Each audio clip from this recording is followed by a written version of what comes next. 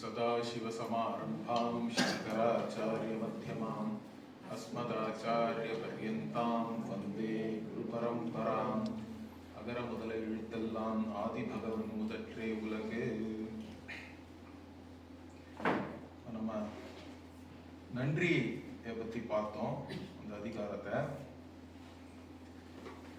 அப்புறம் இப்போ நடுவு நிலைமை பற்றி பார்க்க போகிறோம் அடுத்தது. ஸோ செய்நன்றி அறிதல் அப்படின்றது முன்னாடி இருந்த அதிகாரம். இதில் சமன் செய்து சீர்தூக்கும் கோல் போல் அமைந்தொரு பால் போடாமை சான்றோர் கணி, சான்றோர்க்கு அணி. சான்றோர்னா நமக்கு தெரியும், மேலானவர்கள், தார்மீகர்கள், அறத்தின்படி வாழ்பவர்கள். அவங்களுக்கு அணினா இங்க ஆபரணம் மாதிரி எதுன்னா, சமமா எல்லாரையும் பார்க்கணும் அப்படின்றது. அது பல விதத்துல அதை நம்ம புரிஞ்சுக்கலாம். சமத்துவம்ன்றது ஒண்ணு, இப்ப நீதிபதிகள்லாம் இருக்காங்கன்னா, நீதி வழங்க வேண்டியவர்கள் எல்லா தரப்பினரிடமும் சமமாக பார்த்து அதுல சரியாக நீதி வழங்க வேண்டும் அப்படின்றது ஒரு வழி, ஒண்ணு. அதுக்குதான் அந்த இதுலயும் அவர் அந்த அதுக்குதான் கோல், சீர்தூக்கும் கோல்னு சொல்றார். அந்த மாதிரி நம்ம துலா பாரம்லாம் சொல்றோம். துலா சமஸ்கிருதத்துல எல்லா கோர்ட்லயும் அதான் வச்சிருக்கான். நீதி தேவதை சமமா எல்லாத்தையும் பார்க்கணும்லாம். அப்படி பார்க்கறாங்களா இந்த காலத்தன்றதுல நமக்கு தெரியாது. இருந்தாலும் நீதி சொல்ல வேண்டியவர்கள் எல்லா தரப்பினரிடமும் வாதங்கள் எல்லாம் கேட்டு அதுக்கப்புறம் தான் நீதி வழங்க வேண்டும், நடுநிலை காக்க வேண்டும்ன்றது அப்படி எடுத்துக்கலாம். இல்ல ஞானிகள் அப்படின்னு நம்ம சொல்றோம், அவங்கெல்லாம் எல்லாத்தையுமே சமமாக பார்க்கக்கூடியவர்கள். ஏன்னா எல்லாமே ஆத்மாதான் அப்படின்ற ஒரு திருஷ்டியினும் நம்ம சமத்துவத்தை பேசலாம். விவகாரத்துல சாதாரணமா பார்த்தோன்னா எதுவுமே சமம் இல்லை. ஆனா தாரதமியம்ன்றது இருக்கு. தாரதமியம் இருக்கிறதுனாலதான் அதை சமமா பார்க்கணும்னு சொல்றது. எல்லாரையும் ஒரே மாதிரி பார்க்கணும், அந்தந்த யாருக்கு எந்த மாதிரி நம்ம நடந்துக்கணுமோ அந்த மாதிரி நடந்துக்கணும். சமமா பார்க்கறதுனால எல்லார்கிட்டையும் அதே மாதிரி நடந்துக்க முடியும்னு சொல்ல முடியாது. அப்படியும் அதுக்கு அர்த்தம் இல்லை.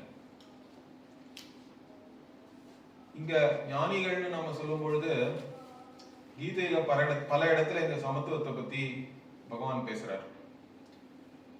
ஒண்ணு இந்த 6வது அத்தியாயத்துல கூட ஒரு ஸ்லோகம் இருக்கு. சுஹ்ருன் மித்ரார் யுதாசீன மத்தியஸ்த துவேஷ்ய பந்துஷு சாதுஷ்வபிச்ச பாபேஷு சமபுத்திர் விசிஷ்யதே அப்படின்னு.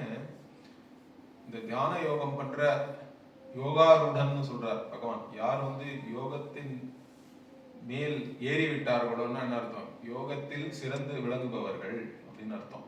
யோகிகள் அவங்களுடைய பண்பை பத்தி சொல்லும்போது என்ன சொல்றாருன்னா, எல்லாரிடமும் சமபுத்தியோட இருக்கான்ற.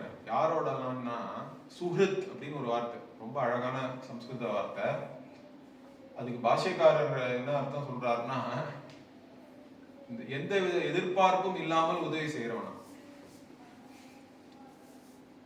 சாதாரணமா சில பேர் உதவி செஞ்சா அப்புறம் சில எதிர்பார்ப்புலாம் இருக்கலாம். திருப்பியும் ஏன்னா இன்னைக்கு நம்ம இவனுக்கு உதவி செஞ்சாதான் நாளைக்கு அவங்க கிட்ட நம்ம ஏதாவது கேட்கலாம் அப்படின்ற ஒரு எண்ணம் இருக்கலாம் சில பேருக்கு. தப்பு கிடையாது, அப்படியாவது உதவி செய்யறான்னா நல்லதுதான், அது குத்தம் சொல்றதுக்கு ஒண்ணும் இல்லை. அந்த மாதிரி இருக்கலாம். ஆனா சுஹ்ருத்துன்னு சொல்லக்கூடியவன் சுஹ்ருத்துனா நல்ல இதயத்தை உடையவன் அர்த்தம். அப்படின்னா எல்லாருக்கும் நல்லதை நினைக்கிறான், அதுக்காக அவன் பிரதிபலன் எதுவுமே எதிர்பார்க்காமல் நல்லது செய்யக்கூடியவன் அப்படின்றவன் சுஹ்ருத்துன்றார் பாஷ்யக்காரர். சுவாமிஜி கூட சொல்வார் என்னன்னா, இவன் பிரதிபலன் எதிர்பார்க்கலன்னா கூட நம்ம உதவி செஞ்சா நம்ம கிட்ட நன்றியோட இருப்பான்ற ஒரு எண்ணம் இருக்கலாம் சில பேருக்கு.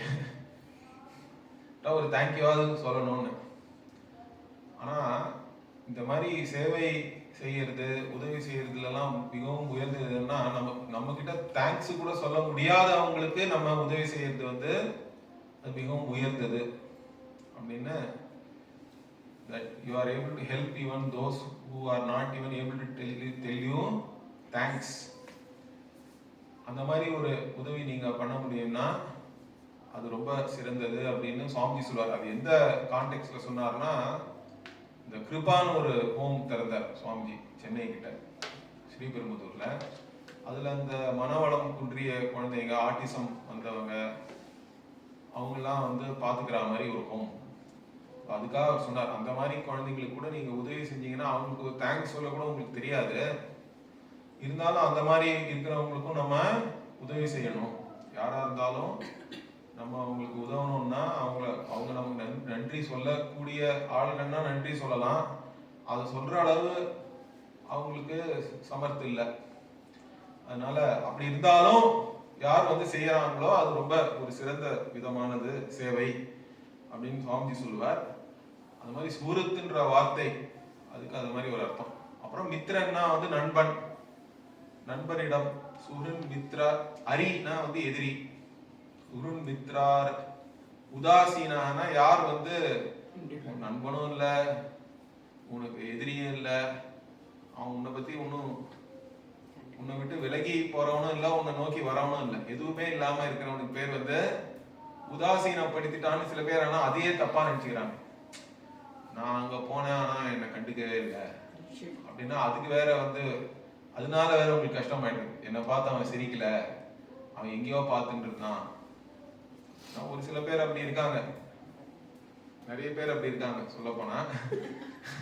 இருந்தாலும் அதுக்காக அவனுக்கு என்னெல்லாமோ யோசனை இருக்கு.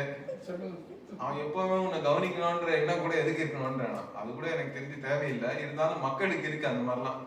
அவன் என்ன பார்க்கலனா, இல்லாட்டா என்னை பார்த்து அவன் சிரிக்கலனா என்னமோ நான் தான் ஏதோ என் மேல ஏதோ தப்புன்னு நினைச்சுக்கிறான். நிறைய பேருக்கு என்னன்னா, தன்னை பத்தின நல்ல எண்ணம் ஒருத்தனுக்கு இல்லைன்னா அவன் என்ன நினைக்கிறான், மத்தவனும் அதே மாதிரிதான் நினைக்கிறான் அப்படின்ற எண்ணம் வருது. யார் வந்து தன்னை பத்தி ஒருத்தனுக்கு வந்து ஒரு நல்ல எண்ணம் இருக்கு, தன்கிட்டயே ஒரு திருப்தி இருக்கிறவனுக்கு வந்து இதெல்லாம் ஒன்றும் பிரச்சனையா இருக்கக்கூடாது. யார் சிரிச்சா என்ன, சிரிக்காட்டா என்ன, நான் சந்தோஷமா இருக்கேன், அதுதானே முக்கியம். ஆனா அது இல்லாதவங்களுக்கு அதெல்லாம் பிரச்சனை ஆயிடுது. அவன் என்ன பார்த்து சிரிக்கல, இப்படி பண்ணினா அப்படி பண்ணா, மூஞ்சியை சுழிச்சான், ஏதாவது சொல்லிட்டு இருப்பாங்க. உதாசீனமா இருந்தாலும் பிரச்சனை. அப்புறம் மத்தியஸ்தர்கள், உதாசீன மத்தியஸ்தன்றார் பகவான்.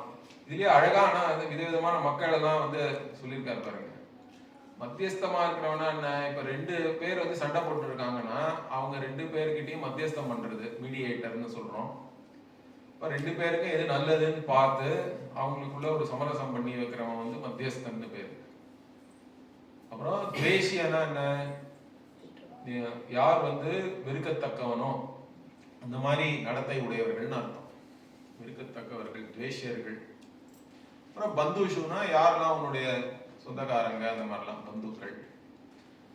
இவ்வளவு விதமான மக்கள் இருக்காங்க. சுஹ்ருத்து, மித்ரன், அரி, அப்புறம் உதாசீனமா இருக்கிறவங்க, மத்தியஸ்தர்கள், அப்புறம் வெறுக்கத்தக்கவர்கள், உறவினர்கள், அப்புறம் சாதுக்கள். சாதுஷ்வபி பாபேஷ். சாதுக்கள் வந்து அறத்தின்படி வாழ்கிறவர்கள், ஒழுக்கமா இருக்கிறவர்கள். பாபேஷுனா பாப காரியங்களை செய்யறவங்கன்னு அர்த்தம். இவ்வளவு விதமான மக்கள் இருக்காங்க. ஆனா இவங்க எல்லாரிடமும் சமமாக ஒத்தனால இருக்க முடிஞ்சதுன்னா, இவங்க யாரை பார்த்தாலும் அவனுக்குள்ள வந்து எந்த விதமான கொந்தளிப்போ எதுவுமே இல்லாம இருக்கிறது தான் இங்க சமத்துவம் நம்ம சொல்றோம். இந்த மாதிரி இருக்கிறவங்க யார் கூட நீ வந்து, ஏன்னா எப்பொழுதுமே நம்ம நண்பர்களோட தான் இருக்க முடியும்னு சொல்ல முடியாது வாழ்க்கையில. வந்து எல்லா விதமான சூழ்நிலையிலையும் நம்ம வந்து இருக்கிறதுக்கு ஏதாவது ஒரு சந்தர்ப்பம் வரதான் செய்யும் எப்பொழுதுமே. நம்ம முடிஞ்ச வரைக்கும் ஆனா நம்ம சத்சங்கத்துலதான் இருக்கணும்னு முயற்சி செய்தாலும் அந்த மாதிரிதான் எப்போதும் நமக்கு வாய்ப்பு கிடைக்கும்னு சொல்ல முடியாது. எந்த மாதிரியான சூழ்நிலையிலையும் நீ ஒரு சமத்துவத்தோட உன்னால இருக்க முடியுமா, முடிஞ்சா அப்பதான் நீ யோகின்ற. அது தவிர கர்ம இது வந்து தியானம். ஏன்னா வந்து தியானம் பண்ணணும்னு ஒருத்தன் உட்காடுறான், ஒருமுகமா மனசை வைக்கணும்னா இந்த மாதிரியான மக்களோட சில பேர் வந்து அவன் மூஞ்சியை பார்த்தாலே என்னால தியானம் பண்ண முடியலன்னா அந்த மாதிரி அந்த மாதிரி அது வேற நீ தியானம் பண்ண உட்காந்தா அவன் மூஞ்சி வேற வருது, என்ன பண்றது? அதுக்குதான் அந்த மாதிரி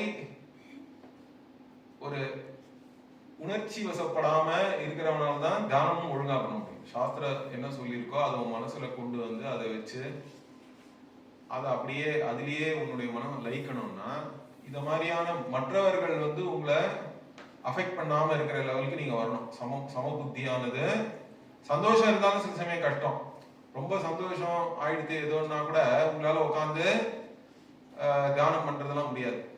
ரொம்ப துக்கம் இல்லாட்டா கோபம் வெறுப்பு வந்தாலும் பண்ண முடியாது. ரெண்டுமே வந்து பிரச்சனை. அதுக்குதான் வந்து ரெண்டு விதமான பேரையும் சொல்லி எல்லாரோடவும் நீ சமமா பார்க்க தெரியணும், சமத்துவத்தோட இருக்கணும்ன்றது ஒண்ணு.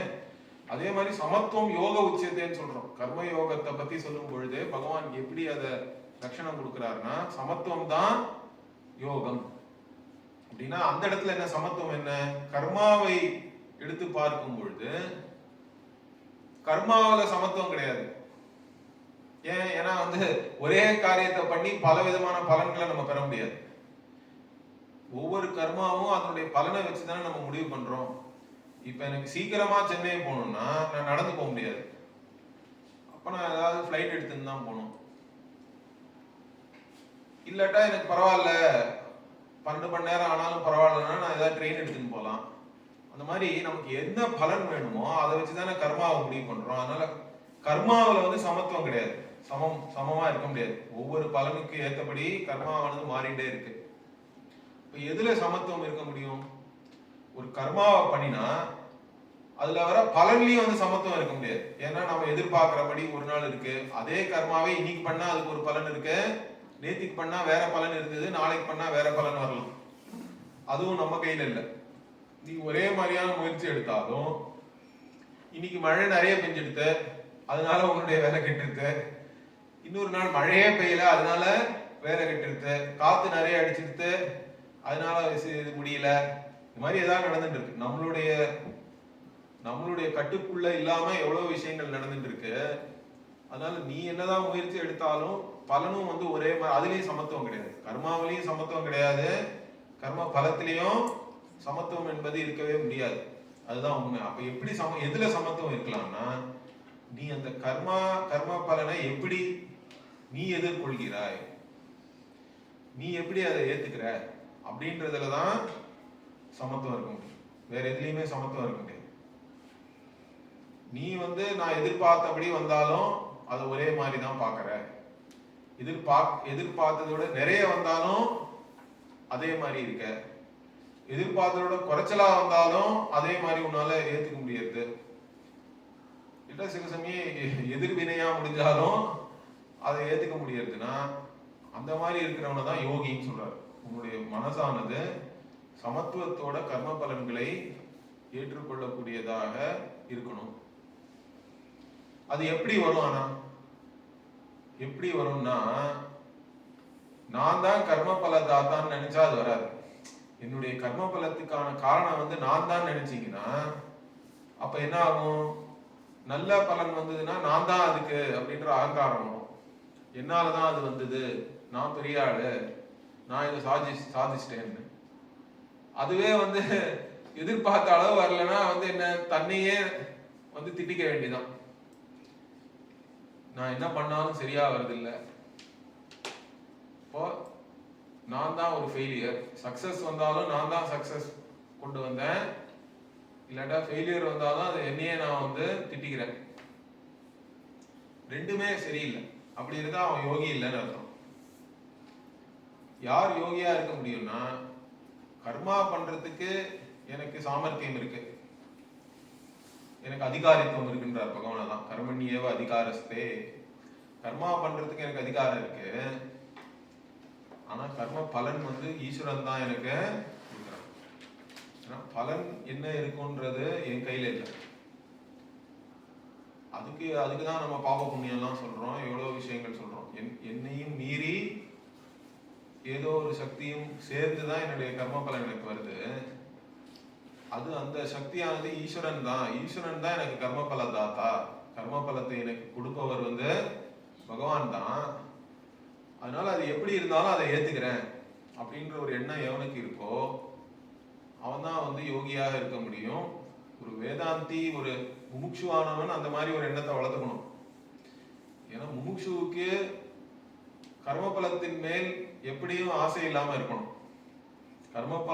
பலமெல்லாம் அனித்தியம், எனக்கு அனித்தியமானது தேவையில்லை, நான் நித்திய பலத்தை தான் எனக்கு, அதை தான் வந்து என்னுடைய குறிக்கோளா வச்சுட்டு நான் இப்போ அதை தான் தேடி போறேன்ற ஒரு எண்ணம் உங்களுக்கு இருந்ததுன்னா கர்ம பலத்தின் மேல உங்களுக்கு ஆசை இருக்கக்கூடாது. இருந்தாலும் இந்த மாதிரி விவேகம்லாம் இருந்தாலும் சில சமயம் என்னன்னா நம்ம மனசுல நமக்கே தெரியாத சில ஈர்ப்பு எல்லாம் இருக்கு. சில விஷயங்கள் மேல நமக்கு ஒரு ஈர்ப்பு இருக்கு, சில விஷயங்கள் மேல வெறுப்பு இருக்கு, இதெல்லாம் இருக்கு. இதனால அந்த மாதிரி ஒரு எண்ணம், நமக்கு ஒரு ஈர்ப்பு இருக்கிற இடத்துல சந்தோஷம் வருது, அது கிடைச்சிருச்சுன்னா. இல்லாட்டா அது கிடைக்கலன்னா துக்கமும் வந்துடுது. அதுல இருந்து அப்ப கூட நம்ம என்ன நினைக்கணும், இந்த மாதிரி எனக்கு பலன் வந்தது வந்து பகவான் தான் எனக்கு இதை கொடுத்துருக்கார், அதனால அவர் எப்படி கொடுத்தாலும் அதை நம்ம ஏத்துக்கணும். இந்த எண்ணம் ஆனா நமக்கு எப்படி நம்ம முன்னோர்கள் நமக்கு வளர்த்துருக்காங்கன்னா, இதுதான் பிரசாத புத்தின்னு சொல்றோம். ஏன்னா கோயிலுக்கு போறீங்க, பிரசாதம் தரான்னா பிரசாதம் என்பது ஏதோ ஒரு பொருள் அல்ல, இந்த பொருள் தான் பிரசாதம்னு இல்லை. கோயிலுக்கு போனா எது வேணா உனக்கு பிரசாதமா கிடைக்கலாம். இல்ல எனக்கு லட்டு தான் பிடிக்கும், நான் லட்டு இருக்கிற கோயிலுக்கு தான் போவேன்னு சொல்றது இல்லை. அப்படின்னா ஏதாவது திருப்பதிக்கு தான் போகணும், இல்லைன்னா பெருமாள் கோயில்ல லட்டு தராளா இருக்கும். எனக்கு வந்து விபூதி எல்லாம் கொடுத்தா நான் வாங்கிக்க மாட்டேன், எனக்கு என்ன நீங்க சாம்பார் எல்லாம் கொடுத்துட்டு இருக்கீங்க, எனக்கு ஏதாவது சாப்பிட்ற மாதிரி கொடுன்னா அந்த மாதிரி யாரும் வந்து கேட்கறது இல்லை. எதை கொடுத்தாலும் வந்து பிரசாதமாக நம்ம ஏத்துக்கிறோம்னா அப்ப அந்த பிரசாத புத்தின்னு சொல்றோம். அதனாலதான் அது பிரசாத புத்தின்னா என்னது, உங்களுடைய புத்தி தான் வந்து ஒரு பொருளை பிரசாதமாக ஆக்குகிறது. நீங்க அதை எப்படி ஏற்றுக்கொள்கிறீர்கள் அப்படின்றத வச்சுதானே ஒண்ணு பிரசாதமா இருக்கு. இது வந்து பகவானிடம் இருந்து வந்திருக்கு, அதனால அது ஒரு புனிதமான ஒரு பொருள். அந்த புனிதத்தன்மைன்றது நம்ம அதுக்கு, அதனால அது ஒரு மரியாதையோட எடுத்து அது சந்தோஷமா எடுத்துக்கிறோம். சரி, இது வந்து பகவான் கிட்ட இருந்து நமக்கு வந்திருக்குன்னா அது எந்த பொருளாக இருந்தாலும், அது தீர்த்தமா இருக்கட்டும், லட்டுவா இருக்கட்டும், சாம்பலா இருக்கட்டும், ஏதோ ஒண்ணு, அதை நம்ம ஏத்துக்கிறோம். அந்த பிரசாத புத்தின்றது தான் நீங்க மற்ற விஷயத்துக்கெல்லாமும் அதே புத்தியை வளர்த்துக்கணும். அப்படின்னா என்ன, விவகாரத்திலையும் நான் என்ன செய்தாலும் அதுல வர பலன் வந்து ஈஸ்வர பிரசாதமா தான் எனக்கு வருது. ஏன்னா ஈஸ்வரன் தான் எல்லா கர்மத்திற்கும் பலனை கொடுக்கிறார். எல்லா கர்ம பலனும் ஈஸ்வரனிடம் இருந்து தான் வருது. அப்ப அதை நான் ஈஸ்வர பிரசாதமாக என்னால் ஏற்றுக்கொள்ளணும்.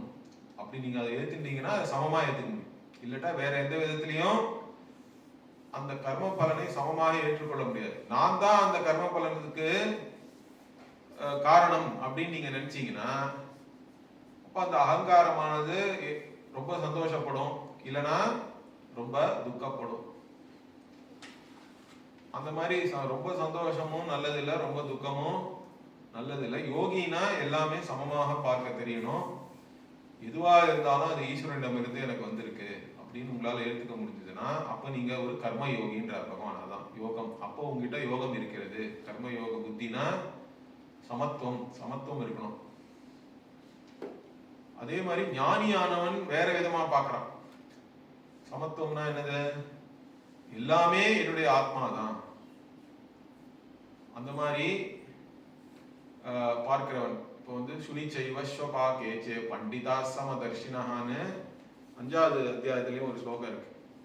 பிராமணே கவி ஹஸ்தினி சுனிச்சைவ ஸ்வபா கேச்ச பண்டிதாக வித்யா வினய சம்பன்னே பிராமணே கவி ஹஸ்தினின்னு ஒரு ஸ்லோகம் இருக்கு.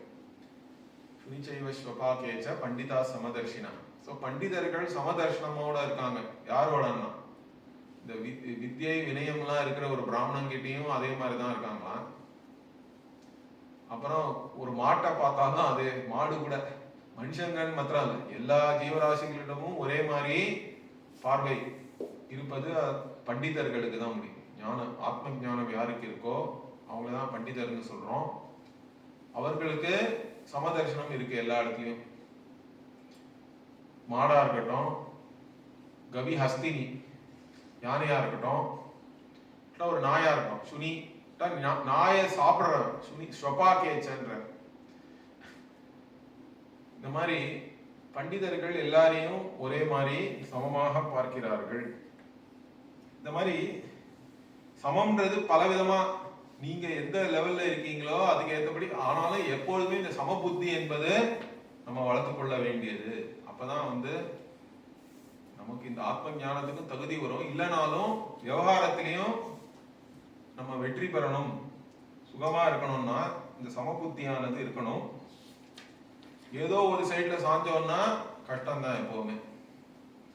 அத இங்க ரொம்ப அழகா சொல்லிடுறாரு. சமம் செய்து சீர்தூக்கும் கோல் போல் அமைந்தொரு பால் கோடாமை சான்றோர்க்கு அணின்றார். நீ சான்றோனாக இருக்கணும்னா உன்னுடைய அணி என்ன, உன்னுடைய ஆபரணமா எது இருக்கும்னா இந்த சமபுத்தி தான் இருக்குன்ற.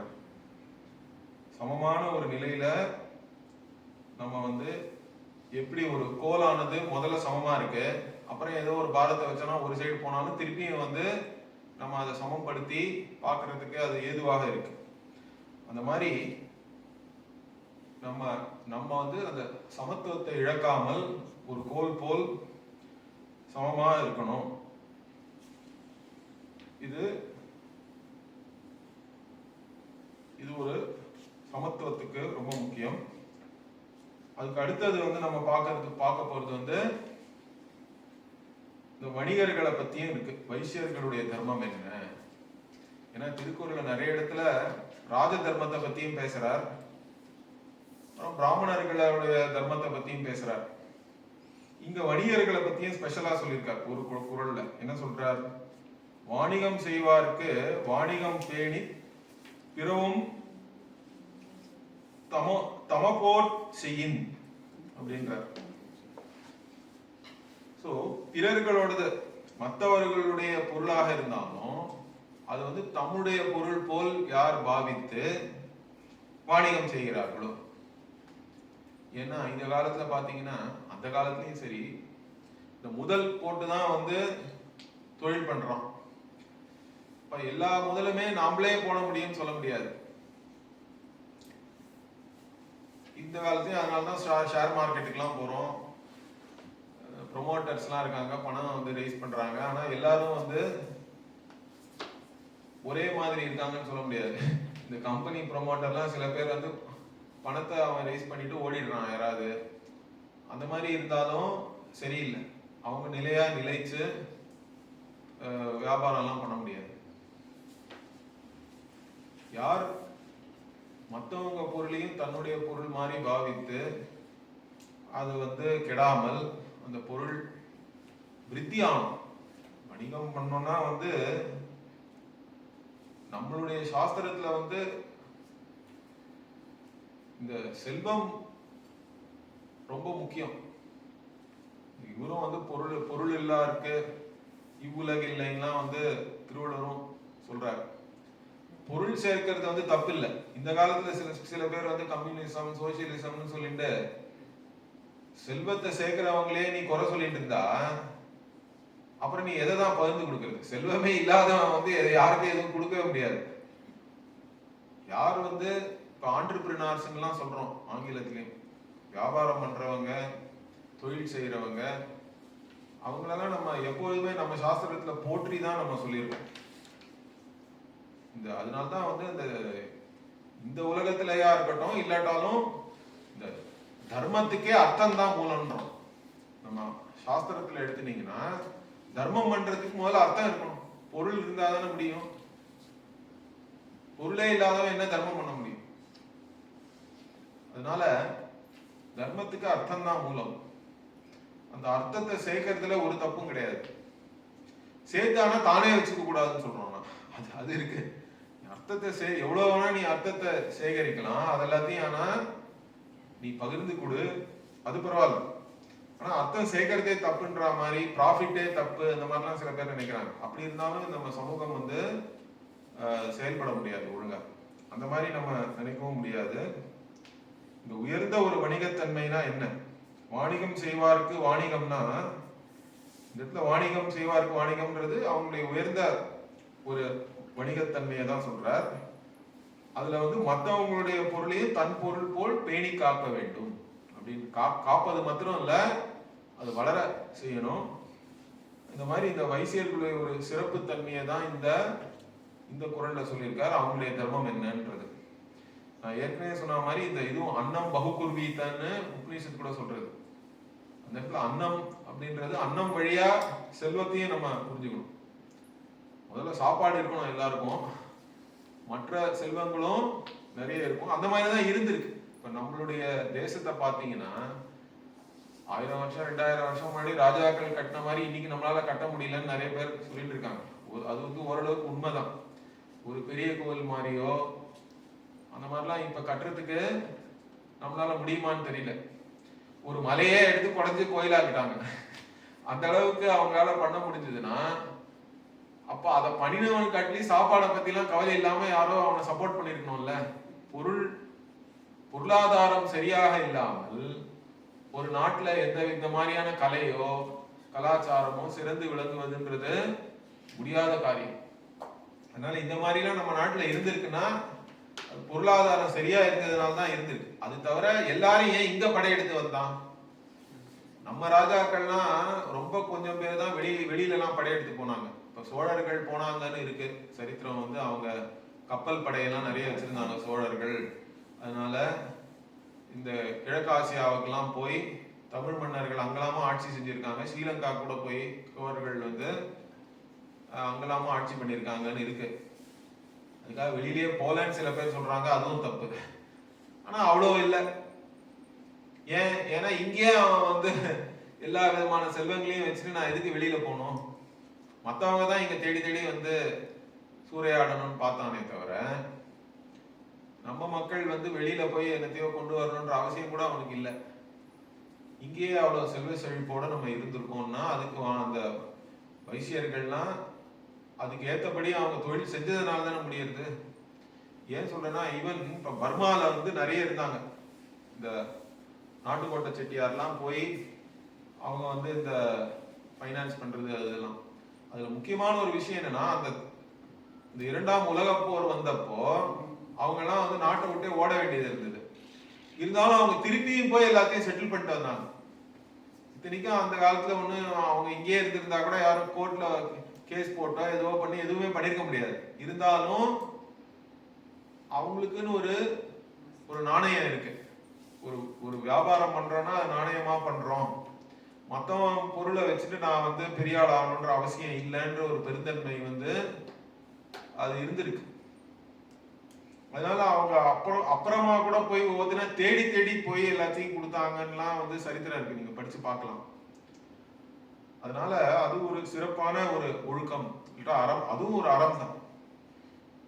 ஏன்னா தொழில் செய்யறவங்களும் அது அறத்தோட பண்ணினாதான் ஒரு சமூகமானது சரியா இருக்க முடியும்ன்றது ஒரு பெரிய விஷயம். அது இல்லைன்னா யார் வேணா எல்லாருமே வந்து இன்னைக்கு போய் என்னத்தையாவது சுரண்டதுலயே பார்த்துட்டு இருந்தாலும் சரியா வராது. அப்படி போனா நம்ம சட்ட ஒழுங்கே இல்லாம போயிடும். ஒரு சமூகத்துல எல்லாருக்குமே ஒரு அறவழியா நம்ம இருக்கணும்ன்ற ஒரு புத்தி இருந்தால் ஒழிய ஒரு சட்ட ஒழுங்கை வந்து நம்ம நிலைநாட்டுறதுன்றது முடியாது சமூகத்துல. அதுக்கு ஆனாலும் இன்னைக்கு இந்தியா இவ்வளவு ஜனத்தொகை இருந்தாலும் ஓரளவு சட்டம் ஒழுங்கோட இருக்குன்னா அதுக்கு எல்லாருமே நம்ம வந்து ஏதோ ஒரு தர்மத்தின்படி வாழணும்ன்ற ஒரு எண்ணம் இருக்கிறதுனாலதான் முடியறதே தவிர இல்லாட்டா இந்த மாதிரி ஒரு தேசத்தெல்லாம் நம்ம நிம்மதியா இருக்க முடியாது. நீங்க கூட நீங்க நினைச்சு பாருங்க, இங்க வந்து நம்ம நிம்மதியா இருக்கோம், இதே நேரத்துல பல இடங்கள்ல என்னெல்லாமோ நடந்துட்டு இருக்கு. நீங்க மிடில் ஈஸ்டுக்கு போனீங்கன்னா இப்ப ரொம்ப மோசமா இருக்கு நிலைமை. யூரோப்புக்கு போனாலும் மோசமா இருக்கு. அங்க வந்து என்னெல்லாமோ போர்லாம் நடந்துட்டு இருக்கு. அமெரிக்காலையும் வந்து பங்களாதேஷ்ல இருக்கு, பாகிஸ்தான்ல மோசமா இருக்கு. அப்படிலாம் நம்ம நினைச்சு பார்த்தோம்னா இங்க இருக்கிறது எவ்வளவோ ஒரு புண்ணியம் பண்ணி தான் நம்ம இங்க இருக்கோம்னு நம்ம நினைச்சுக்கணும். அதனால இது ஒரு புண்ணிய பூமி, தர்மக்ஷேத்ரே குருக்ஷேத்ரேன்னு கீதால சொன்ன மாதிரி இது ஒரு தர்மக்ஷேத்திரம் தான் நம்மளுடைய தேசமானது. இங்க இருக்கிறதே ஒரு பெரிய புண்ணியம் நமக்கு. சரி, இப்ப அடுத்தது வந்து என்னது? அடக்கம் அமரருள் உய்க்கும். அடங்காமை ஆறிருள் உய்த்து விடும். ஆறிருள்ன்றார். இப்பதான் நீங்க வந்து ஈஷாவாசியம் வேற படிக்கிறீங்க, கரெக்டா? இப்போ இது அடக்கமுடைமை இந்த அதிகாரம். இதுல அடக்கமா இருக்கிறதுனா என்ன? இந்திரியங்களை அடக்கி இருப்பதை தான் நம்ம அடக்கம்னு சொல்றோம். இந்திரியம் போற வழியிலேயே நம்ம போனோம்னா அப்போ அது வந்து நம்மள தீய விஷயங்களை தான் கொண்டு போய் விடும். இதுல எந்த சந்தேகமும் இல்லை. இந்திரிய விஷயங்களை நோக்கி போறது அதனுடைய சுபாவமா இருந்தாலும் அதை அடக்கி எது சரியோ அதை செய்யற அளவுக்கு நமக்கு ஒரு சுதந்திரம் இருக்கணும். அந்த மாதிரி இருந்தோம்னா என்ன? அடக்கத்தோட நம்ம வாழறோம். புலன் வழியில செல்லாமல் தர்மம் எதுவோ அதுபடி நம்ம நடக்கிறோம்னா அப்ப அடக்கத்தோட இருக்கணும்னு அர்த்தம். அடக்கம்ன்றத கட்டுப்பாடுன்னு சொல்லலாம். ஒரு கட்டுப்பாடோடு வாழ்கிறோம் அப்படின்னா அப்ப அமரருள் உய்க்கும்ன்ற. தேவர்களுள், அமரர்னா இந்த இடத்துல தேவர்கள் தான். நிறைய இடத்துல வந்து திருவள்ளுவர் வந்து தேவர்கள், சொர்க்கலோகம், நரகம் இதெல்லாம் பத்தியும் பேசுறாரு. ஸோ நீ தேவர்களாக நீ ஆவாய்னா என்ன? தர்மம் நிறைய பண்ணி புண்ணியம் சேர்த்தாதான் நம்ம தேவர்களுக்கு மத்தியில போய் வாழ முடியும், தேவலோகத்துக்கு போக முடியும். ஸோ தேவர்களுக்குள் உன்னை அதை வந்து செலுத்தும் இந்த அடக்கமான வாழ்க்கை. ஆனா இந்திரியங்களை அடக்காமல் நீ வாழ்ந்தா என்ன ஆகும்? ஆறிருள் உய்த்து விடுன்றார். உன்னை வந்து இருட்டுல தள்ளிடும்னா ஈஷாவாசியத்தை என்ன சொல்லியிருக்கு? அந்தன் தம பிரவிசந்தி அப்படின்னு இருக்கு. அதேதான் இங்க சொல்றாரு நினைக்கிறேன். அந்தன் தமஹா என்ன? உன்னை குருட்டாக்குற அளவுக்கு ஒரு இருட்டு. அந்த இருட்டுக்குள்ள ஒண்ணு தள்ளிடும், அஜ்ஞானத்துக்குள்ள ஒண்ணு தள்ளிடும்னு அர்த்தம். அஜ்ஞான காரியத்தை தான் அந்தம்னு சொல்றோம், தமசுன்னு சொல்றோம். இங்க ஆறிருள்னு சொல்லியிருக்காரு. இவரதான் அஜ்ஞானத்திலேயே உன்னை உழற விட்டு இருக்கோம். ஏன்னா இந்த இந்திரிய விஷயங்களை நோக்கியே நம்ம போயிட்டு இருந்தோம்னா அப்ப அதர்மத்துல போய் விழுவோம். திருப்பியும் அதுக்கு ஏற்றபடியான ஜென்மங்கள் தான் வரும். திருப்பியும் மறுஜென்மம்னு அதுல இருந்து மீளவே முடியாத ஒரு இருட்டுக்குள்ள போயிடும். அது நரகம்தான். அந்த நரகத்தை தான் இங்க ஆறிருள்ன்ற. நரகத்துல உன்னை தள்ளிடும். உனக்கு இந்திரிய நிகிரகம் இல்லைன்னா, இந்திரியங்களை உன்னால அடக்க முடியலன்னா நரகத்துலதான் போய் விழணும். சரி, அடுத்தது என்ன?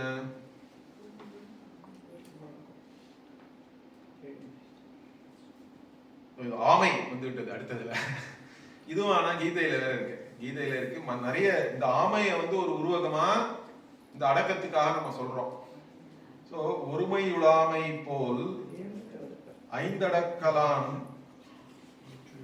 ஐந்தடக்கலாற்றின் எழுமையும் ஏமா புடைத்து. ஆமை போல. ஆமா, அதான் கீதையில வந்து யதா சம்ஹரதே சாயம் குர்மோங்கானீவ சர்வஷா இந்திரியான் இந்தியார்த்தேப்யா தஸ்ய பிரஜ்ஞா பிரதிஷ்டிதா அப்படின்ற அந்த 2வது அத்தியாயத்துல இருக்கு நினைக்கிறேன். ஏதாவது 65 அந்த மாதிரி ஏதாவது ஸ்லோகம் இருக்கும் நினைக்கிறேன். 2வது அத்தியாயத்துல 60வது ஸ்லோகமும் அந்த மாதிரி. யதா சம்ஹரதே ச அயம். சம்ஹரத்தேனா உள்ளுக்குள்ள இழுத்துக்கிறதுன்னு அர்த்தம் சம்ஸ்கிருதத்துல. எப்பொழுது வந்து ஒருவன் ஆமையை போல், ஆமையை வந்து தன்னுடைய தலை 4 காலையும் உள்ள இழுத்துக்கிறது, அந்த மாதிரி உன்னுடைய 5 இந்திரியங்களையும் உன்னால உள்ள இழுத்துக்க முடியுதுன்னா அதான் பிரத்யாகாரம்னு சொல்றோம். அஷ்டாங்க யோகத்திலையும் யம நியம ஆசன பிராணாயாம அப்படின்னு முதல்ல 4 அங்கங்கள் இருக்கு. 5வது அங்கமா பிரத்யாகாரம்னு சொல்றோம். ஏன்னா உன்னுடைய மனசு ஒருநிலைப்படணும்னா அதுக்கு உன்னுடைய இந்திரியங்கள்லாம் வந்து இந்திரிய விஷயத்தையே நோக்கி போயிட்டு இருந்தாலும் உன் மனசை வந்து உன்னால ஒருமுகப்படுத்த முடியாது. உனக்கு எதை பத்தி நீ நினைக்கணும்னு முடிவு பண்ணிருக்கியோ அதுலயே உன் மனசு இருக்கணும்னா இந்திரிய விஷயங்களே நினைச்சுட்டு இருந்தாலும் முடியாது. இந்திரிய விஷயங்களே அதை நோக்கி போயிட்டு அதிலேயே பண்ணிட்டு இருந்தாலும் அந்த சம்ஸ்காரம் தான் நிறைய இருக்குமே தவிர உனக்கு என்ன பண்ணணும்னு நினைக்கிறியோ அதுல உன்னால ஒருமுகப்படுத்த முடியாது உன்னுடைய மனசு. அதுக்குதான் பிரத்யாகாரம்ன்றத முதல்ல சொல்றாங்க. ஆகாரம்னா எதையெல்லாம் ஆகிரியதே இது ஆகாரம்னு அர்த்தம். சாதாரணமா ஆகாரம்னா நம்ம என்ன சொல்றோம்? சாப்பாடு தான் ஆகாரம்ன்றோம். எதை நீ உள்ளுக்குள்ள எடுத்துன்னு போறியோ அது ஆகாரம்ன்றோம். அதனால பலாகாரம் எல்லாம் சொல்றோம். பலகாரம்னா என்னது, எல்லாரும் வந்து நான் இன்னைக்கு உபவாசம் இருக்கேன் அதுன்னு சொல்லிட்டு, ஆனா பலகாரம்னு சொல்லி அதை நிறைய தின்னுட்டு இருக்கான். சாதாரணமா திங்கிறத விட பலகாரம் ஜாஸ்தி ஆயிடுது. இல்ல சில பேர் என்ன பண்றாங்க, இந்த மகாராஷ்டிராலாம் போனீங்கன்னா நான் உபவாசம்னா அன்னைக்கு சாதாரணமா அவங்க என்ன சாப்பிடுவாங்களோ அதை சாப்பிட மாட்டாங்க. ஆனா அன்னைக்கு சாபுதானா பண்றேன், அந்த மாதிரி வேற ஏதாவது பண்றேன்னுவாங்க, அதை சாப்பிட்டு இருப்பாங்க. அது என்னடானா இன்னும் நல்ல டேஸ்டா இருக்குன்னா அதை கொஞ்சம் போட்டு அதை ஒரு தாக்கி அப்போ அந்த மாதிரி இல்லாம இங்க ஆகாரம்னா சாப்பாடு, ஆனா அதை இன்னும் கொஞ்சம் அது ஒரு விரிவா பார்த்தோம்னா எதெல்லாம் நீங்க உள்ள இழுத்துக்கிறீங்களோ உள் வாங்குகிறீர்களோ அது எல்லாமே ஆகாரம். அப்படின்னா 5 புலன்கள் வழியாக எதெல்லாம் உள்ள போறதோ, வெறும் வாய்க்குள்ள போறது ஒண்டிதான் ஆகாரம்னு இல்ல, ஆகிரியத்தே இதி ஆகாரஹான்னு சொல்றோம் சம்ஸ்கிருதத்துல. அப்படின்னா எதெல்லாம் நீங்க உள்வாங்கிக்கிறீங்களோ அதெல்லாம் ஆகாரம் தான். கண் வழியா பார்க்கறதும் ஆகாரம் தான், காதால கேட்கறதும் ஆகாரம் தான். அதனாலதான் உபவாசம்னு சொல்லும்போது உபவாசத்துக்கே என்ன அர்த்தம், யார் கிட்டையோ போய் நீங்க இருக்கீங்கன்னு அர்த்தம். உப சமீபே வசதி இது உபவாசம். உபவாசம்னா எந்த தேவதைக்காக நீங்க விரதம் இருக்கீங்களோ அந்த தேவதையுடைய ஸ்மரணையிலேயே இருக்கணும். அதனால்தான் அந்த புராணம் ஏதாவது படிக்கணும், அந்த சாசனம் ஏதாவது சொல்லணும், இல்லாட்டா அந்த தேவதையுடைய ஜபம் பண்ணணும். இந்த மாதிரி அந்த ஸ்மரணையிலேயே இருக்கிறதுக்கு பேர் தான் உபவாசம். ஆனா இந்த உபவாசம்னு சொல்லிட்டாலே ஐயோ இன்னைக்கு அதை பண்ணணுமே இதை பண்ணணுமேன்னு நம்மளுடைய எண்ணம் வேற எங்கேயோ போயிட்டு இருந்ததுன்னா அப்ப அந்த உபவாசத்துக்கு அவ்வளவு மகிமை இல்லைன்னு அர்த்தம். அதனால இந்த பிரத்யாகாரத்தை பத்தி சொல்லும் பொழுது ஆகாரம்ன்றது உள்ள போகணும். பிரதி ஆகாரம்னா என்ன, அதற்கு எதிர்வினை, அதுக்கு வந்து மாறாக உள்வாங்காமல் வெளியில இருப்பத வெளியிலேயே வச்சுக்கிறது. இதுவும் வந்து அந்த கீதையில இந்த ஒரு பர்டிகுலர் விஷயம் சொல்லி ஆகணும். ஏன்னா நான் முதல்ல என்னுடைய குரு சுவாமிஜியை வந்து செயிலர்ஸ்பர்க்ல ஒரு ஆசிரமம் இருக்கு. நான் அப்போ வந்து நியூயார்க்ல ஒர்க் பண்ணிட்டு இருந்தேன், நியூ ஜெர்சியில இருந்தேன். அப்போ எனக்கு சுவாமிஜி வந்து இந்தியாவில் தெரியாது, நான் யூஎஸ்ல இருந்தப்போ. அப்போ 1994 ஆகஸ்ட்ல முதல்ல நான் சுவாமிஜி யாரோ என்னோட ஒர்க் பண்ணிட்டு இருந்தார் ஒருத்தர், ரங்கராஜன். அவர் தான் இங்க வாப்பா, பக்கத்து ஒரு 1.5 மணி நேரத்துல டிரைவ்ல வந்து ஒரு ஆசிரமம் இருக்கு, நான் உன்னை கூட்டின்னு போறேன் அப்படின்னா. சரி வாங்க நான் போலாம்னு சொல்லிட்டு ஒரு வெள்ளிக்கிழமை அன்னைக்கு ஆபீஸ் வேலையெல்லாம் முடிச்சுட்டு நேரா அவர் வீட்டுக்கு போயிட்டு அங்கேருந்து செயிலர்ஸ்பர்க் போனோம். சுவாமிஜி சொல்லி கொடுத்துட்டு இருக்காரு. அதுக்கப்புறமா வந்து அந்த 95 நியூ இயருக்கு போனோம். அப்ப கல்யாணம் நானும் போனோம். கல்யாணம் அப்பதான் முதல்ல சுவாமிஜியை பாக்குறாரு.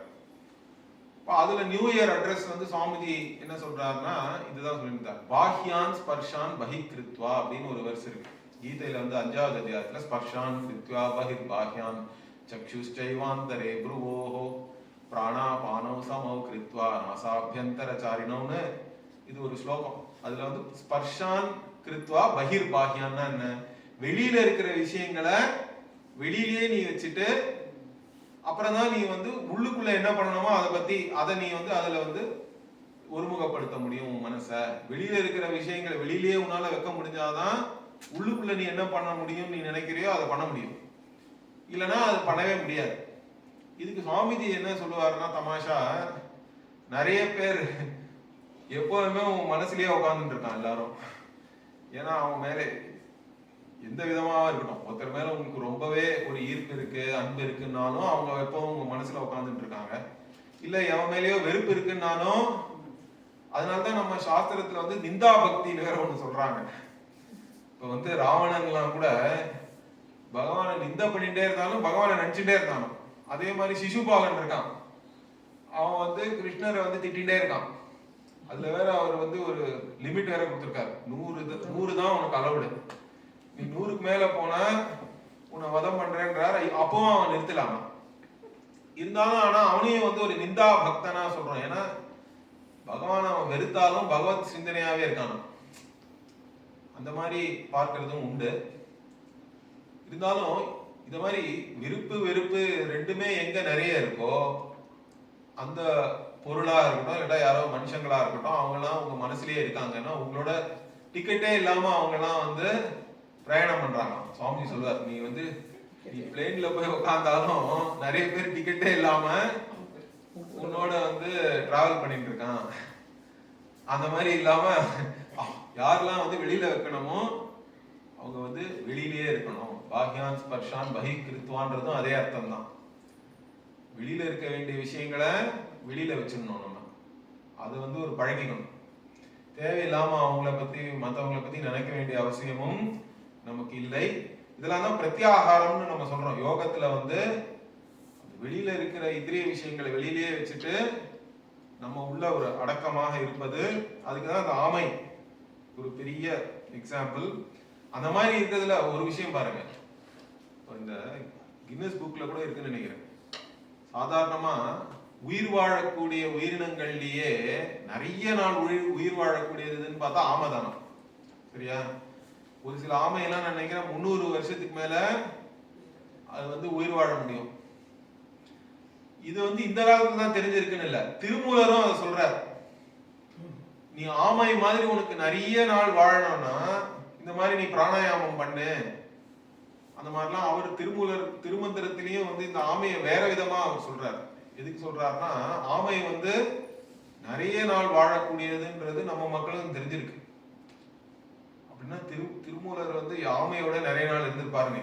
ஏன்னா அந்த மாதிரி சொல்றோம். திருமூலர் மாதிரி யோகிகள்னா பல ஆயிரம் வருஷங்கள் அவர்கள் இருந்தார்கள்ன்றது நம்ம நம்பிக்கை. ஏன்னா அவ்வளவு நாள் இருந்தாதானே அவருக்கு தெரிய முடியும்.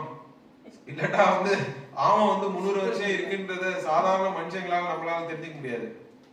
இந்த காலத்துல அவங்க ஏதோ ரெக்கார்ட்லாம் வச்சிருக்காங்க, அதனால தெரியறதுன்னு சொல்லலாம். இருந்தாலும் அந்த காலத்துல அவருக்கு அது தெரிஞ்சிருக்கேன். அந்த குறிப்பு வந்து இருக்கு தமிழ் இலக்கியத்துல. ஆமை தான் வந்து நிறைய நாள் வாழக்கூடியது. ஏன்னா அந்த மாதிரி அது இருக்கிறதுனால தான் அதனால நிறைய நாள் வாழ முடியாது. நம்ம வந்து அதை வேற மாதிரி எடுத்துக்கலாம். உனக்கும் வந்து ஆத்மா தானே வந்து அமிர்தத்தை கொடுக்கறது. அப்ப அந்த ஆத்மஸ்வரூபத்தை நீ ஒழுங்கா தெரிஞ்சுட்டு அதுலயே லயிக்கணும்னா இந்த ஆமை மாதிரி நீயும் இந்த இந்திரிய அர்த்தங்களிலிருந்து உள்வாங்கிட்டு இருக்கணும் அப்படின்றது ஒரு முக்கியமான விஷயம். 5 ஞானேந்திரங்களையும் அடக்கி அந்த ஆற்றின் அப்படின்றதான் அடக்கினால்தான் எழுமையும் ஏமாப்புடைத்துன்றார் அவர். இங்க திருப்பி எழுமை சொல்றார். 7 பிறப்பு. இந்த 7 பிறப்புன்றத நிறைய இடத்துல சொல்றார். 7 பிறப்பு, 7 வகையான பிறப்பு, ரெண்டுமே அதுக்கு இங்க குறிப்பு இருக்கு. 7 பிறப்புக்கும் இந்த மாதிரி நீ ஒரு சாதனை செய்தா அதனுடைய பலன் வந்து 7 பிறப்புக்கும் உனக்கு இருக்குன்ற. ஆத்ம ஞானம் இல்லைன்னா கூட இந்த புலன்களை அடக்கி வாழ்ந்தாலே அது பெரிய அறம். அதனுடைய பலன் வந்து உனக்கு இருக்கும். இதேதான் வந்து 6வது சாப்டர்லயும் சொல்றார். பகவான் என்ன சொல்றாருன்னா, யார் வந்து நகி கல்யாண கிருத் கஷ்டித்து துர்கத்தின் தாத்த கச்சத்தின்றார். யார் வந்து ஏற்கனவே இந்த வேதாந்தெல்லாம் படிக்க வந்துட்டான், யோகியாக இருக்கணும்னு நீங்க முயற்சி எடுத்துட்டீங்கன்னாவே, யோக பிரஷ்டனானா கூட, யோக பிரஷ்டன்னா என்ன, யோக வழியில வந்தாலும் அதனுடைய பலனை முழுமையாக அடையாம நீங்க இந்த வாழ்க்கை முடிந்து விட்டாலும் அடுத்த ஜென்மம் எப்படி இருக்குன்னா, அடுத்த ஜென்மம் வந்து சுச்சீனாம் ஸ்ரீமதாம் கேஹே யோக பிரஷ்டோபி ஜாயதே அதவா யோகினாம் ஏவ குலே பவதி தீமதாம்லாம் சொல்ற. அது தவிர வந்து ஏதோ ஒரு நல்ல லோகத்துல நிறைய நாள் இருந்துட்டு உஷித்வா சாஸ்வதி சமாஹா சுச்சீனாம் ஸ்ரீமதாம் கேஹேன்லாம் சொல்ற. அப்படின்னா ஒரு சொர்க்க லோகம் மாதிரியான லோகங்கள்ல நிறைய நாள் இருந்துட்டு திருப்பியும் மறுபிறப்பும் உனக்கு ஒரு நல்ல இடத்துல கிடைக்கும். இல்லைன்னா யோகிகளுக்கிட்டே போய் நீ திருப்பியும் பிறப்ப, அங்க வந்து பழைய உன்னுடைய புத்தி திருப்பியும் உனக்கு கிடைக்கும்ன்ற. தத்ரதம் புத்தி சம்யோகே லபதே பௌர்வதேகிகம். முன்னாடி உன்னுடைய தேகத்துல என்ன புத்தி உங்ககிட்ட இருந்ததோ அதே புத்தி வந்து உனக்கு திருப்பியும் வரணும். அதனால தானே சில சமயம் குழந்தையா இருக்கிறவங்களே வந்து சில விஷயங்கள்லாம் அவங்களுக்கு தெரியாது. குழந்தையிலேயே அவன் வந்து என்னமோ வீணை வாசிக்கிறான், வயலின் வாசிக்கிறான், இல்லாட்டா பாட்டு பாடுறாங்க சில பேர். அதெல்லாம் பூர்வ ஜென்மத்திலேருந்து வந்த விஷயங்கள்ன்றதை நம்ம கண்கூடா பார்க்கணும். அதே மாதிரி சில குழந்தையா இருக்கும் போதே சில குழந்தைகள்லாம் பகவத்கீதையெல்லாம் மனப்பாடம் பண்ணி அர்த்தம்லாம் சொல்றது. இப்போ பார்த்தீங்கன்னா அந்த வாட்ஸ்அப்ல கூட ஏதோ ஒன்று வந்தது 2-3 நாள் முன்னாடி. இந்த மாதிரி குழந்தைகளுக்கு எல்லாமே இருக்குன்னா அது ஏன்னா அது முன் ஜென்மத்தில் இருந்த அது வரதுதான், வேற வழியே இல்லை. அதையும் இங்க சொல்றாரு. அதனால 7 பிறப்புக்கும் உனக்கு வந்து அது ஒரு க்ஷேமத்தை கொடுக்கும் அப்படின்னு இது சொல்றார். அடுத்தது வந்து கதங்காத்து கற்றடங்கலான் ஆற்றுவான் செவ்வி அறம் பார்க்கும் ஆற்றின் உழைத்து. கதம்னா என்னது? கோபத்தை வந்து கதம்னு சொல்றாரு. கோபத்தை காக்க வேண்டும். கோபப்படாமல் சினத்தை காக்கணும். சினத்தை பத்தி தனியாவே இருக்கு ஒரு அதிகாரம் கூட. ஆனா இங்கேயும் வந்து இது ரொம்ப முக்கியம். ஏன்னா கோபப்படுறவங்களால இந்த இந்திரியங்கள் எல்லாம் அடக்கலாம் முடியாது. ஏன்னா யார் உணர்ச்சி வசப்படுகிறார்களோ அவங்களுக்கு இந்திரிய நிகிரகம் இருக்குன்னு நம்ம சொல்லவே முடியாது. அதனால கோபத்தை காத்து கற்றுன்னு வேற சொல்றாரு. ஏன்னா ஒரு அறத்தினோட வாழணும்னா முதல்ல தர்மசாஸ்திரம்லாம் என்ன சொல்றதுன்றது நமக்கு தெரியணும். சாமானிய தர்மம் நமக்கு தெரிஞ்சாலும் விசேஷ தர்மம்னு வரும்பொழுது ஓரளவு நம்ம சாஸ்திரங்கள் என்ன தர்மத்தை பத்தி சொல்லியிருக்கோ அதை தெரிஞ்சாதான் உங்களுக்கு தர்மத்தின் படியும் வாழ முடியும். அறவாழ்விற்கு கல்வின்றது ரொம்ப முக்கியம். சாஸ்திரம் என்ன சொல்லியிருக்குன்றத தெரியணும். சாஸ்திரம்னு படிக்கலனா கூட நம்ம முன்னோர்கள் குடும்பத்துல இருக்கிறவங்க எல்லாம் என்ன சொல்லி உங்களை வளர்க்குறாங்களோ அதை வச்சே நமக்கு ஓரளவு தெரியும். இதுதான் செய்யலாம், இது செய்யக்கூடாதுன்றதெல்லாம். அதனால இந்த கற்றுன்றது இங்க ரொம்ப முக்கியம். அதெல்லாம் ஆராய்ந்து நம்ம சாஸ்திரத்தையும் ஆராய்ஞ்சு அப்புறமா வந்து சொல்றாரு அடங்கல் ஆற்றுவான் செவ்வி அப்படின்னு இருக்கீங்க. ஏன்னா இந்திரியங்களை அதுக்கப்புறமா வந்து சாஸ்திரம் சொல்றபடி பண்ணினாலே நீ இந்திரியங்களை அடக்கினா மாதிரி தான். ஏன்னா இல்லாட்டா சுபாவமா இந்திரியங்கள் என்ன பண்றதோ அதை விட்டுட்டு சாஸ்திரோக்தமா வாழறதுதான். அந்த மாதிரி இருந்தாதான் தேவன் அப்படின்லாம் வேற பாஷ்யக்காரர் சொல்லியிருக்காரு பிருதாரணிக பாஷ்யத்துல கூட. அதே கருத்து தான் இங்க சொல்றாரு இவர். அந்த மாதிரி இருக்கிறவங்களுக்கு ஆனா என்ன சொல்றாரு இவர்? பலன் என்ன சொல்றாரு? இந்த இந்திரியங்களை அடக்கி நீ வந்து நன்றாக இருந்தன்னா, சிவன இருந்தனா என்னது? அறம் பார்க்கும் ஆற்றின் உழைத்துன்றார். அறம் வந்து நம்மளை பார்த்துட்டு இருக்கணும். அறம்னா இந்த இடத்துல தர்ம தேவதையை தான் சொல்றாரு. தர்ம தேவதை வந்து நம்மளை வரவேற்கிறதுக்காக நம்ம வழியில வந்து பார்த்துட்டே இருக்குமா. நம்ம எந்த வழியா போறோமோ அந்த வழியில இந்த தர்ம தேவதைனா அந்த புண்ணியம். ஏன்னா சாதாரணமா சாஸ்திரத்துல கூட என்ன சொல்றதுன்னா, முண்டகோபனிஷத்துல கூட சொல்றது, நீ இந்த மாதிரி தர்மம்லாம் செஞ்சுட்டு அதுக்கப்புறமா இந்த 2 விதமான மார்க்கம்லாம் சொல்றோம், தட்சிண மார்க்கம் உத்தர மார்க்கம்லாம். எந்த மார்க்கத்துல போனாலும் அது உன்னுடைய புண்ணியமே வந்து உன்னை கூப்பிடுமா. வருகன்னு வரவேற்று உன்னை கொண்டு போய் நீ எந்த லோகத்துல இருக்கணுமோ அந்த லோகத்துல உன்னை போய் அது வந்து வைக்கிறது அப்படின்ற மாதிரி பெரிய வரவேற்போட காத்துண்டு நிக்கிறது. உன்னுடைய தர்மமே உன்னுடைய அறமே வந்து அந்த தேவதைகளே. இப்ப கூட ஒரு உபநிஷத்துல பார்த்தோம், கௌசிதகி உபநிஷத்து. அதுல கூட என்ன சொல்லியிருக்குன்னா, இந்த பிரம்மலோகத்துக்கு போறான் உபாசகன். இப்போ பிரம்மாஜியே வந்து அப்சரஸ் எல்லாம் அனுப்புறார், போய் வந்து அவனை வரவேற்று கூட்டிட்டு வான்னு. அதுல 500 அப்சரஸ் போறாங்க. 100 பேர் வந்து மாலையோட போறாங்க, 100 பேர் வந்து அவனுக்கு நல்ல துணியெல்லாம் எடுத்துட்டு போறாங்க, 100 பேர் வந்து அவன் மேல வாசனா திரவியங்கள்லாம் தூவறதுக்கு, அப்புறம் அந்த மாதிரிலாம் போட்டிருக்காரு. 100 பேர் வந்து சாப்பிட்றதுக்கு, இந்த மாதிரி எல்லாம் விதவிதமா வரவேற்பு தடபடல். அந்த மாதிரி நீ இந்த அறத்தோடு வாழ்ந்து இந்திரியங்கள் எல்லாம் அடக்கி சரியா இருந்தனா உன்னுடைய புண்ணியமே உன்னை இந்த மாதிரி உன்னை வரவேற்கும், உனக்காக காத்துட்டு இருக்கும், உன்னை பார்த்துட்டே இருக்கும்ன்றது அழகா இங்க சொல்லியிருக்கு. இதே மாதிரி இந்த கட்டோபனிஷத்துலயும் ஒண்ணு இருக்கு. என்ன சொல்றதுன்னா, கட்டோபனிஷத்துல வந்து இந்த கட்டோபனிஷத்துல தான் உங்களுக்கு வந்து குதிரை, கடிவாளம், அப்புறம் அந்த சாரதி, அந்த உருவகம் வந்து அதுல இருக்கு. அதுதான் பகவத்கீதையிலயும் அதே தான் இருக்கு. அதுல ஆனா கட்டோபனிஷத்துல இன்னொரு விஷயம் என்ன சொல்றதுன்னா, இந்த நீ இந்திரியங்களை அடக்கி நீ இருந்தனா அது வந்து என்ன சொல்றதுன்னா, சதஸ்வா இவ சாரதேஹே அப்படின்றது. ஏன்னா இந்திரியங்களை வந்து நம்ம அஸ்வம் அப்படின்னா என்ன, குதிரைக்கு ஒப்பிடுறோம். அப்ப குதிரை வந்து நீ விட்டுட்டனா என்ன ஆகும்? அது இஷ்டப்படி ஓடித்துனா உன்னுடைய தேர் போக வேண்டிய இடத்துக்கு போக முடியாது. அப்ப கடிவாளத்தை பிடிச்சாலும் கடிவாளத்தை பிடிச்சாலும் என்ன பண்றது? நல்ல குதிரையா இருந்ததுன்னா உன்னுடைய கட்டுக்கு அடங்கி நீ சொல்றபடி அது போறது. அப்படி அந்த குதிரை அடங்காமலும் இருக்க வாய்ப்பு இருக்கு. அது குதிக்கிறது, அங்க போறது, இங்க போறதுன்னா அது அந்த மாதிரி எவனுடைய கட்டுக்குள்ள அவனுடைய இந்திரியம் இல்லையோ அவனுடைய இந்திரியம்லாம் வந்து என்ன சொல்றது இங்க, அது வந்து சதஸ்வம் இல்லைன்னு சொல்லிட்டு. ஓகே, அது வந்து துஷ்ட அஸ்வம்ன்றது இந்த உபனிஷத். எவனுடைய இந்திரியங்களோட கட்டுக்குள்ள இருக்கோ அதெல்லாம் வந்து சத் அஸ்வம், நல்ல குதிரைகள். அவனுடைய கட்டுக்குள்ள இல்லாத இந்திரியங்கள்லாம் அவனை கொண்டு போய் சம்சாரத்துலதான் கொண்டு போய் விழுன்ற. நல்ல இடத்துக்கும் நல்ல கதி இவனுக்கு கிடைக்காது. அதுக்கப்புறம் இந்த சம்சார சாகரத்துலதான் கொண்டு போய் உன்னை தள்ளி விட்டுரும். அந்த மாதிரி ஒரு உருவகப்படுத்தி கட்டோபனிஷத்துலயும் சொல்லியிருக்கு அழகா இந்திரிய நிகிரகத்தை பத்தி. அதனால அது ரொம்ப முக்கியமான ஒரு விஷயம். அடுத்தது வந்து ஒழுக்கமுடைமை குடிமை இழுக்கும் இழிந்த பிறப்பாய் விடும். இதுவும் வந்து நம்மளுடைய கர்ம பலனை பத்தி தான். அதுவும் முக்கியமான ஒரு விஷயம் என்னன்னா, எல்லாருக்கும் இருக்கிற கேள்வி என்ன, ஏன் இவன் இப்படி பிறந்திருக்கான், ஏன் அவன் அப்படி பிறந்திருக்கான்னா, உலகத்துல வந்து பிறப்பிலிருந்தே ஏற்றத்தாழ்வு இருக்கு எல்லாருக்கும்.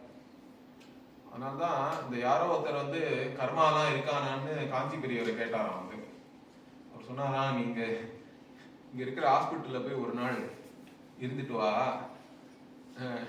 இருந்துட்டு என்னென்ன குழந்தைகள்லாம் எப்படி பிறக்கிறது, அது எப்படி அதுக்கு வரவேற்பு இருக்குன்னு பார்த்துட்டு வந்து அப்புறம் என்கிட்ட வாங்கினாராம். ஸோ அந்த மாதிரி அவங்க போய் பார்த்தா என்ன தெரியறது, ஒரு குழந்தைய வந்து எல்லாரும் அப்படியே போற்றி சந்தோஷப்பட்டு வரவேற்கிறாங்க. ஒரு சில குழந்தைங்களாம் ஐயோ ஏன் இது பிறந்தது. அதே மாதிரி ஒரு குழந்தை வந்து செல்வந்தர்களுக்கு பிறக்கிறது, இன்னொன்று வந்து ரொம்ப ஏழைக்கு பிறக்கிறது. இந்த மாதிரிலாம் ஏற்றத்தாழ்வுன்றது. அப்ப அந்த குழந்தை என்ன பண்ணிட்டு இந்த ஜென்மத்துல ஒண்ணும் பண்ணலையே, இப்பதான் அது பிறந்திருக்கு. அதை எப்படி நம்ம வந்து அதை நம்ம புரிஞ்சுக்கிறதுன்னா, கர்மாவை நம்ம ஒத்துக்கலைன்னா இந்த மாதிரி ஏற்றத்தாழ்வு எல்லாம் நம்மளால புரிஞ்சிக்கவே முடியாது. அப்ப வந்து எல்லாம் கடவுள் வந்து பெரிய கொடூரமானவன் அப்படின்ற ஒரு முடிவுக்கு தான் நம்ம வர முடியும். ஆனா பகவான் என்ன சொல்றாரு, நான் எதுவும் பண்ணல, உண்மையா இது எல்லாம் வந்து நான் இதெல்லாம் பண்ணியிருந்தாலும் உங்களுடைய கர்மாவிற்காக தான் நான் பண்ணினேன்ற. நீங்க கர்மாவை அனுபவிக்கணும்ன்றதுக்காக தான் அந்தந்த லோகம், வேற வேறு லோகம், 14 லோகம்லாம் நம்ம சொல்றோம். கீழே 7 மேல 7 இருக்குன்றோம்.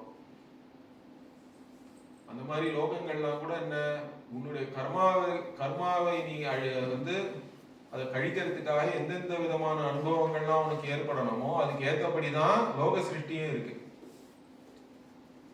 அப்போ அதுக்காக தான் நான் பண்றேன், எனக்கு எந்த கர்த்திருவமும் இல்லைன்றார். சாதுர்வர்ணியம் மயா சிருஷ்டம் குணகர்ம விபாகஷா தஸ்ய கர்த்தாரம் அபிமாம் வித்தி அகர்த்தாரம் அவ்யயம்ன்றார். இதெல்லாத்தையும் நான் பண்ணினேன்னு நீ சொன்னாலும் நான் எதுவுமே பண்ணல, நான் இதெல்லாம் பண்ணல, நான் அகர்த்தா தான். அதே மாதிரி எனக்கு என்னிடத்தில் எந்த மாற்றமும் இல்லை. இதை செஞ்சதுனால எனக்கு ஏதோ சந்தோஷம் துக்கம் அந்த மாதிரி எந்த மாற்றமும் என்னிடம், இந்த போக்திருத்துவமும் இல்லை, கர்த்திருவமும் இல்லை, அவ்யயம்னு சொன்னதுனால இது ஏதோ நான் தான் இதை வந்து ரசிக்கிறேன் அப்படின்னும் இல்லை, இல்லாட்டா இது எனக்கு இதை வெறுக்கிறேன்றதும் இல்லை, எதுவுமே இல்லை, எந்த மாற்றமும் என்னிடம் இல்லை. அந்த மாதிரி பகவான் எல்லாமே வந்து இந்த கர்மாவினாலதான் நடக்கிறதுன்னா, அப்ப அந்த கர்மானா, அப்ப கர்மா எப்படி வந்ததுன்னா உன்னுடைய ஒழுக்கம் அதுல இருந்தானே வருது. சாஸ்திரத்துல என்ன சொல்லியிருக்கோ அது தவிர சாமானிய தர்மம் எதுவோ இதெல்லாம் நம்ம தெரிஞ்சு அதன்படி ஒழுக்கமாக நம்ம இருந்தோம்னா அப்ப என்ன, குடுமை இழுக்கும்னு சொல்றார். கரெக்டா? குடிமை கிடைக்கும். குடிமைனா நல்ல பிறப்புன்னு அர்த்தம். இந்த இடத்துல ஒழுக்கம் உடைமை குடிமை.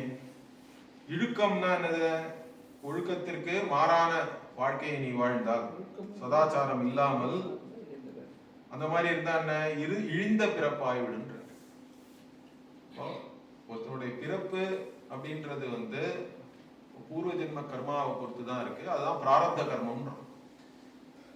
இந்த பிறப்பை எந்த கர்மா தொடங்கி வைத்ததோ அது தவிர இந்த வாழ்க்கையில என்னெல்லாம் கர்மாவை நீ வந்து அழிக்கணுமோ அனுபவிக்கணுமோ அதெல்லாம் தான் பிராரப்தம்ன்றோம்.